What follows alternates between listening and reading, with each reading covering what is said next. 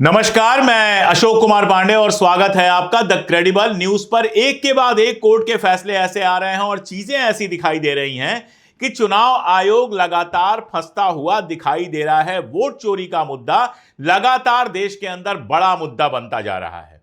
वो तो आपको पता ही है कि राहुल गांधी ने जब आरोप लगाया कि भाई लोग दूसरों का नाम डिलीट करवा दे रहे हैं, पूरे संस्थागत तरीके से गैंग ऐसे बने हुए हैं जो दूसरों का नाम डिलीट करवा रहे हैं। नंबर हो रहा है झारखंड का और नाम डिलीट हो रहा है बेंगलोर में। जब यह आरोप लगाया तो आगे आके कह दिया, चुनाव आयोग ने 2 मिनट के अंदर कह दिया कि नहीं, ऐसा तो संभव ही नहीं है, ऐसा हो ही नहीं सकता है। और 4 दिन बाद चुपचाप खबर यह आती है कि नाम कटवाने का नियम जो है वो बदलवा दिया गया है। अब आधार से कनेक्टेड होगा, फला होगा, फला होगा। यानी राहुल गांधी ने जो कहा था वो बिल्कुल सही कहा था। ये चुनाव आयोग ने बिना कुछ कहे मान लिया। अभी उत्तराखंड से एक बड़ी खबर आई है और उत्तराखंड के मामले में राहुल गांधी नहीं कुछ कह रहे हैं, सीधे सुप्रीम कोर्ट का फैसला है। सुप्रीम कोर्ट ने उत्तराखंड राज्य चुनाव आयोग पर 2 लाख का जुर्माना लगाया है। मामला 2 लाख और 2 करोड़ का नहीं है। एक संस्था पर जिसके पास ईमानदारी से चुनाव कराने का मैंडेट है, जिसकी जिम्मेदारी है कि ईमानदारी से चुनाव कराए, अगर उस पर 2 लाख का जुर्माना लगा है, इसका मतलब क्या है? इसका मतलब यह है कि ईमानदारी की जगह बेईमानी से चुनाव कराया गया है। मामला क्या है उसको जब देखेंगे तो और कायदे से समझ में आ जाएगा। नियम यह है कि जिनका वोटर लिस्ट में 1 से ज्यादा जगह नाम हो, 2 जगह वोटर लिस्ट में नाम हो, वो चुनाव नहीं लड़ सकते हैं। यह उत्तराखंड का नियम है।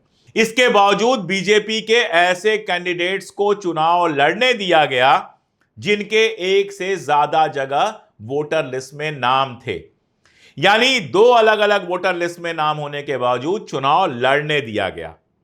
कांग्रेस ने यह आरोप लगाया था कि भारतीय जनता पार्टी अपने लोगों का नाम फर्जी तरीके से वोटर लिस्ट में जुड़वा रही है। अब देखिए, आप मान लीजिए दिल्ली में रहते हैं और आप मुंबई ट्रांसफर हो जाते हैं और आपको अपना वोटर लिस्ट में मुंबई के नाम डलवाना होता है, तो पहला काम यह होता है कि दिल्ली की वोटर लिस्ट से अपना नाम कटवाइए और अपना नाम बेसिकली ट्रांसफर करवाइए मुंबई की लिस्ट में।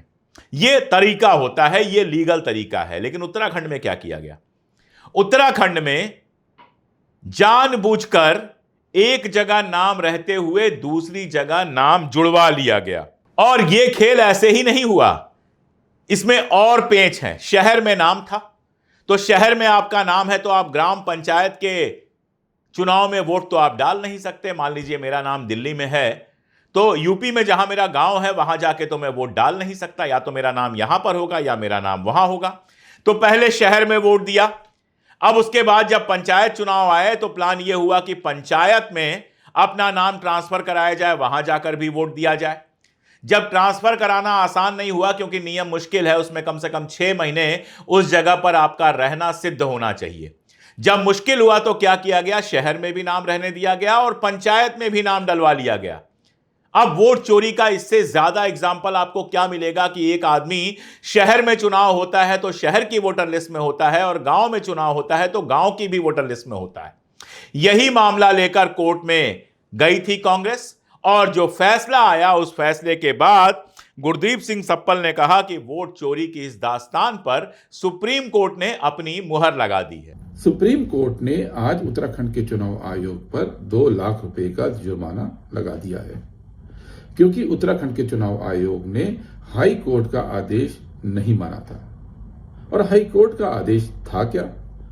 कि जो नियम उत्तराखंड के चुनाव आयोग ने खुद बनाए हैं वो उसका पालन करे। लेकिन चुनाव आयोग ने उनका पालन नहीं किया और हाई कोर्ट का आदेश भी नहीं माना, इसलिए सुप्रीम कोर्ट ने इस पे आज कड़ा रुख अपनाया है। दरअसल ये मामला बहुत सिंपल नहीं है, ये वोट चोरी से जुड़ा है।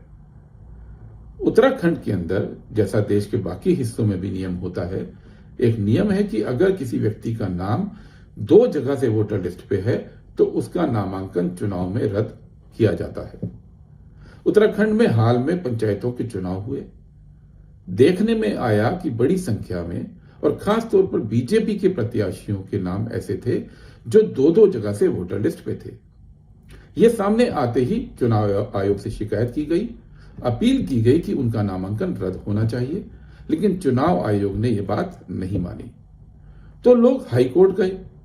हाईकोर्ट ने चुनाव आयोग से कहा कि नियम तो यही है और आपको इनका नामांकन रद्द करना चाहिए, लेकिन चुनाव आयोग ने हाईकोर्ट की बात भी नहीं मानी और उन सभी लोगों को चुनाव लड़ने की अनुमति दे दी। सवाल यह है कि चुनाव आयोग की ऐसी मजबूरी क्या थी कि उसको अपने ही नियम के खिलाफ और हाई कोर्ट के फैसले के खिलाफ जाना पड़ा। उत्तराखंड के अंदर यह वोट चोरी का मामला था। दरअसल कहानी यह है कि जनवरी में उत्तराखंड के अंदर म्युनिसिपल कॉरपोरेशंस के नगर निगमों के चुनाव हुए थे। उस वक्त पे बीजेपी ने एक काम किया जो हमको बाद में पता चला। उसने अपने सभी वर्कर्स जो कि गांव के अंदर वोटर थे उनको शहरी इलाके में वोटर बनवा दिया ताकि शहर के जो नगर निगम के चुनाव हैं उसमें अपनी वोटों की संख्या बढ़ाई जा सके और नतीजों को प्रभावित किया जा सके। जब कांग्रेस पार्टी ने वोट चोरी पे काम करना शुरू किया तो यह पता चला कि यह पूरी एक प्लानिंग के तहत बीजेपी ने अपने वोटर्स को गांव से शहर में शिफ्ट किया था।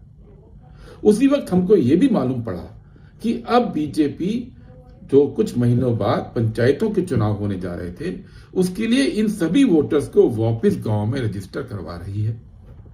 यह पता चलते ही कांग्रेस पार्टी ने और कांग्रेस के प्रदेश अध्यक्ष करण महारा ने चुनाव आयोग को चिट्ठी लिखी कि इसकी अनुमति नहीं दी जा सकती है, क्योंकि चुनाव आयोग का नियम यह कहता है कि किसी भी व्यक्ति को किसी भी पते पर वोटर के रूप में रजिस्टर करने के लिए उसमें कम से कम 6 महीने रहना जरूरी है और दूसरे चुनाव में 6 महीने से कम का वक्त है।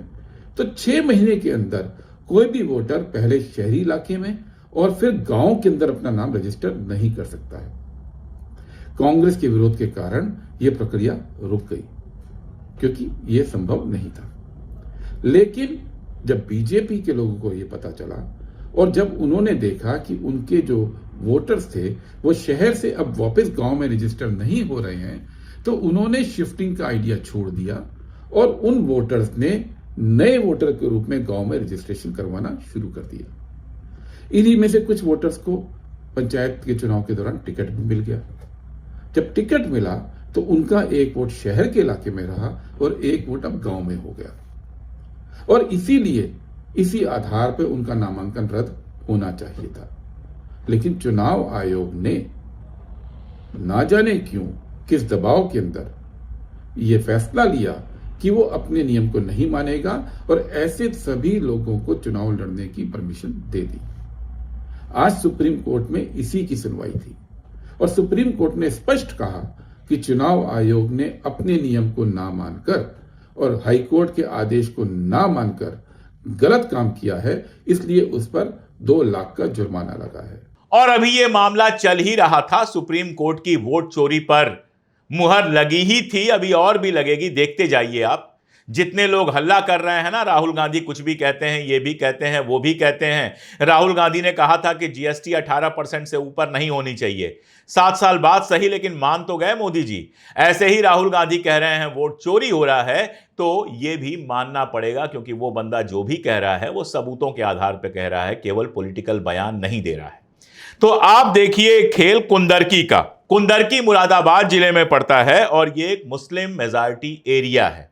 स्क्रॉल ने इस पर रिसर्च की कुंदरकी में, क्योंकि कुंदरकी मुस्लिम मेजॉरिटी एरिया होते हुए वहां से भारतीय जनता पार्टी के उम्मीदवार जीते थे। जबकि 2022 का अगर हम देखें तो उसमें तो समाजवादी पार्टी ने 43,162 वोट से चुनाव जीता था। लेकिन नवंबर 2024 में उपचुनाव होता है और उस उपचुनाव में रामवीर सिंह जो हैं वो समाजवादी पार्टी को 1.4 लाख 1,40,000 वोटों से हराते हैं।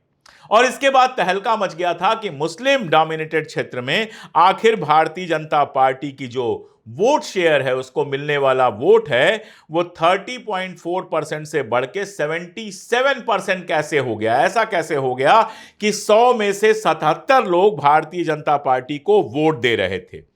उस समय मुस्लिम मतदाताओं ने यह आरोप लगाया था कि जो असाधारण जीत हुई है, जिसकी किसी को उम्मीद नहीं थी, वो बेसिकली धोखाधड़ी और बड़े पैमाने पर दमन के चलते हुई है। यानी एक तो मुसलमानों का वोट बुरी तरह से काटा गया और दूसरा मुसलमानों को वोट नहीं देने दिया गया।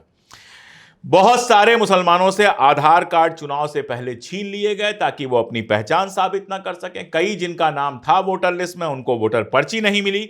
जिनको पर्ची मिल गई थी, कहा गया कि पुलिस ने मतदान केंद्र से भगा दिया और केवल हिंदू मतदाताओं को ही अंदर जाने दिया गया क्योंकि उनके पास बीजेपी की मतदान पर्ची थी। अब जब इस डेटा का विश्लेषण किया, जो ग्राउंड रिपोर्टिंग का डेटा है वहां वोटिंग का, उसका जब स्क्रॉल ने विश्लेषण किया तो कई सारी चीजें सामने आई। देखा यह गया कि जिन बूथों पर 85% मुस्लिम वोट था, वहां भी बीजेपी का वोट शेयर 70% या उससे ज्यादा रहा। और जब वोटर लिस्ट को देखा गया तो जून से लेकर अक्टूबर 2024 के बीच जो नाम हटाए गए थे वो मुस्लिम बहुल बूथों पर हटाए गए थे, यानी जिन बूथों पर मुस्लिम वोट थे वहां से नाम बड़े पैमाने पर हटाए गए थे, जबकि हिंदू बहुल इलाकों से नाम बहुत कम या नहीं हटाए गए थे। तो ये तो डिलीशन का मामला हो गया। और नाम जोड़ने का भी जो मामला है, मुस्लिम बहुल इलाकों में या मुसलमानों के नाम बहुत कम जोड़े गए और जो बीजेपी के वोटर्स थे उनके नाम जम के जोड़े गए। यह सारा कुछ स्क्रॉल ने अपने रिसर्च में पाया है। राहुल गांधी यही तो कह रहे हैं कि दो जगह असली गड़बड़ी होती है, डिलीशन में और एडिशन में। यानी आप विपक्ष के वोट कटवा दो, पहले डिलीट करवा दो, और दूसरा अपने लोगों के वोट जुड़वा दो। और इस तरह से जिस सीट पर आपके जीतने की कोई संभावना नहीं है उस सीट पर आप जीत जाओ। आप सोच के देखो कि कुंदरकी में जिस बूथ पर 85% मुस्लिम वोटर है वहां पर बीजेपी को 70% वोट कैसे मिल जाता है। स्क्रॉल ने यह पूरी एनालिसिस की है, आपको ढूंढ के पढ़नी चाहिए, फिर समझ में आएगा कि किस लेवल का खेल चल रहा है। और उत्तराखंड का मामला तो मैंने आपको बता ही दिया कि साहब शहर में वोट कर चुके हैं, अब पंचायत का चुनाव होना है, तो वही व्यक्ति जो शहर में था वो पंचायत में जाके वोटर लिस्ट में अपना नाम डलवा लेता है और उसके बाद सिर्फ वोट नहीं करता है, चुनाव भी लड़ लेता है। नियम यह है कि अगर एक से ज्यादा जगह वोटर लिस्ट में आपका नाम है तो चुनाव आप नहीं लड़ सकते। लेकिन उत्तराखंड का चुनाव आयोग भारतीय जनता पार्टी के कैंडिडेट्स को नियम तोड़कर चुनाव लड़ने देता है। और यह अब मैं या कांग्रेस नहीं कह रही है, यह बात सुप्रीम कोर्ट ने मानी है, जिसके बाद 2 लाख रुपए का जुर्माना लगा है। तो खेल तो अभी शुरू हुआ है, अभी तो हाइड्रोजन बम आना बाकी है। लेकिन इतना तो बिल्कुल क्लियर है कि इस देश में जो कहा जाता है कि मोदी जी हर चुनाव जीतते हैं, वो सीधे सीधे जीतते तो नजर नहीं आते। बहुत सारे घुमावदार रास्ते लगता है लिए गए हैं, वोट चोरी के बहुत सारे खेल किए गए हैं और अब पानी सर से ऊपर जा रहा है। अब यह खेल बहुत लंबा चल नहीं पाएगा। आज के लिए इतना ही, बहुत शुक्रिया।